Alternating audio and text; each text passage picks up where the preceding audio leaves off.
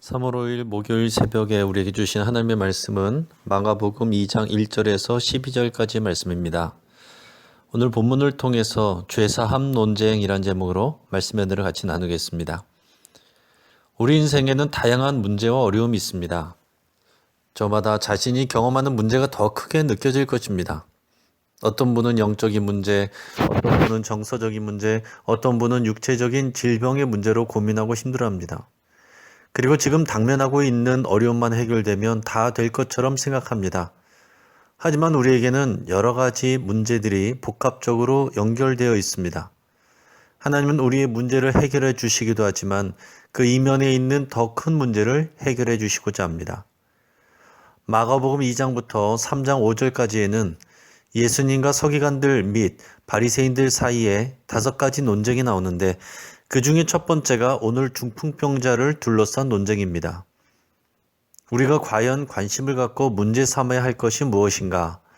하나님이 정말 우리 삶에서 이루시고자 하는 것이 무엇인가 하는 질문들에 대해 우리는 대답을 해야 됩니다.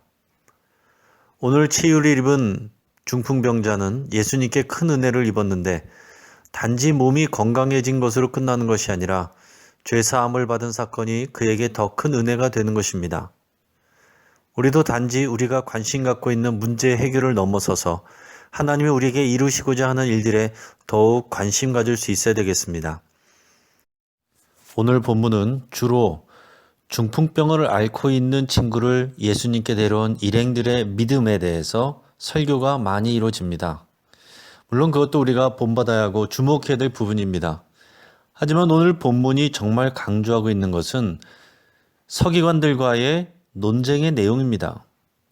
과연 예수님에게 죄사함의 권세가 있는가? 여기에 대한 논쟁입니다. 여러분, 이것이 왜 중요합니까? 죄를 사해 줄 수 있는 분은 오직 여호와 하나님밖에 없었기 때문입니다. 물론 피해를 입힌 사람을 피해자가 용서해 줄 수는 있습니다.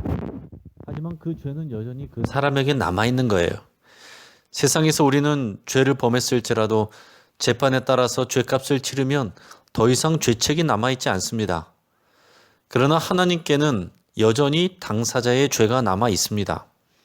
하나님으로부터 용서함을 받아야 우리의 죄가 진실로 해결되는 것입니다. 치유받기 원해서 나온 이 중풍병자에게 예수님이 하신 말씀은 작은 자야, 내 죄 사함을 받았느니라 입니다. 우리는 예수님이 왜 중풍병자에게 병이 낫기를 선포하시거나 기도하시지 않고 죄 사함을 선포하셨는지 알 수 없습니다.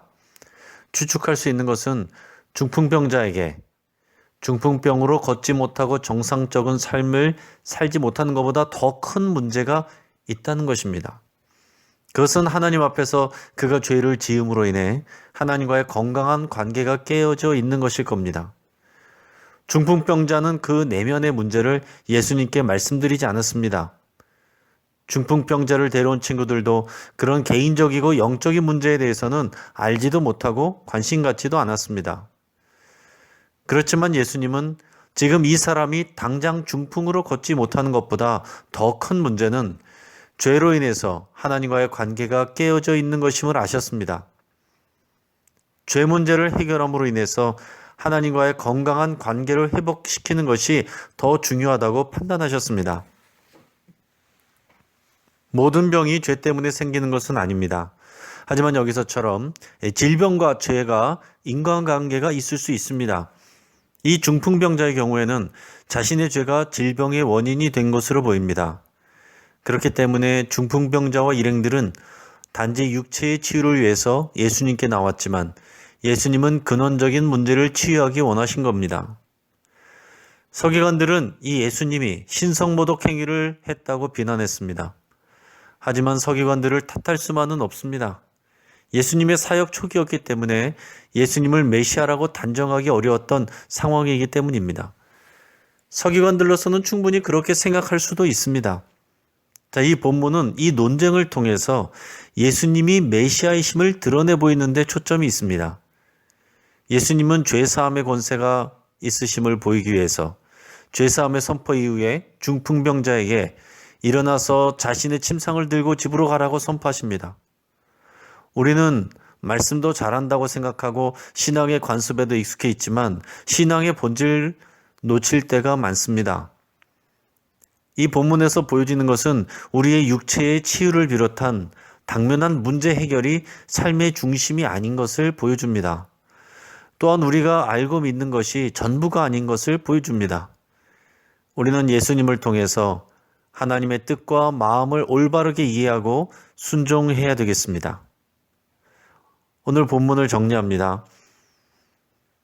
먼저는 죄와 연결된 질병도 있다는 것을 우리가 알아야 됩니다. 질병 이면에 우리가 회개해야 될 부분이나 끊어야 될 좋지 않은 습관들이 있는지 우리가 점검할 수 있기를 바랍니다. 또 중풍병자의 간절함과 친구들의 확고한 믿음이 죄사함과 치유의 은혜를 맛보게 했습니다. 우리 안에 잃어버린 간절한 소망과 확고한 믿음을 회복해야 되겠습니다. 오늘 본문은 예수님이 누구이신지를 보여줍니다. 우리에게는 예수님이 누구입니까? 그 믿음의 고백에 맞게 생활할 수 있기를 바랍니다. 자, 오늘 말씀을 붙잡고 함께 기도하겠습니다. 내 삶 속에서 회개할 것과 끊어야 할 죄의 습관들을 내려놓고 회개하며 결단하고 기도하겠습니다. 첫사랑의 간절함과 믿음과 소망으로 충만해질 수 있도록 여러분 기도합시다. 예수님을 더 알아가고 예수님과 동행하기로 결단합시다. 사순절 기간에 예수님을 더욱 깊이 묵상하고 복음과 사명에 집중하기를 위해서 같이 기도하겠습니다. 또 코로나19 사태와 관련해서 매일 낮 12시와 밤 9시에 모든 교인들이 함께 1분 동안 기도하는 일에 순종하고 합력하도록 우리 함께 기도하겠습니다. 또 미국 원주민 사역하는 이영호 선교사님을 위해서 함께 기도하겠습니다. 선교사님의 모든 사역 가운데 하나님의 능력과 은혜가 부어지도록 위해서 함께 기도하겠습니다.